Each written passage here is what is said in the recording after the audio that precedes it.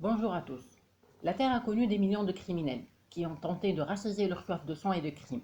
Comme pour le criminel, le lecteur a soif de découvrir ce mystère. Jack l'Éventreur est sans doute l'un des plus connus. C'est un personnage qui a terré dans la peur des Londoniens et a réussi à remettre en question la police londonienne considérée comme la plus efficace à cette époque. Nous sommes en pleine époque victorienne. Londres est une ville riche, une grande métropole, une très grande puissance économique.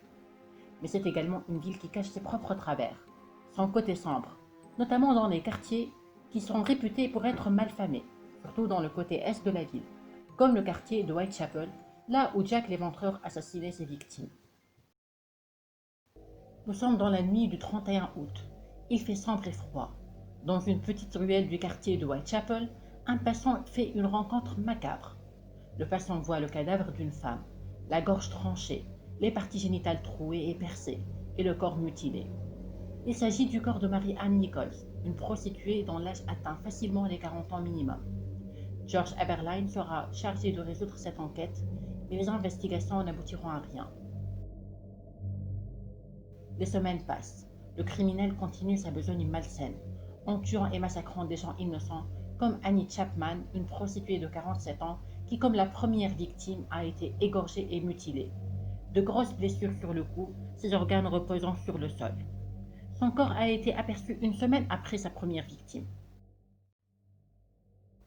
Le 27 septembre, le Central News de Londres reçoit une lettre portant le nom de Dear Boss. L'auteur de la lettre est anonyme. Elle est signée sous le nom de Jack the Ripper. Dans cette lettre, l'auteur annonce un nouveau meurtre et précise qu'il va trancher les oreilles de sa victime. 3 jours plus tard, Jack l'Éventreur fait 2 nouvelles victimes, Elizabeth Stride et Catherine Eddowes. Elles sont aussi prostituées. Les 2 corps sont situés à une centaine de mètres l'un de l'autre et ont été découverts à 20 minutes d'intervalle.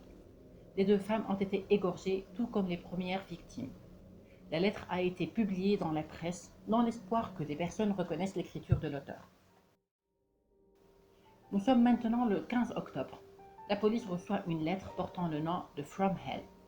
Elle est adressée depuis l'enfer avec un morceau de ligne à l'intérieur.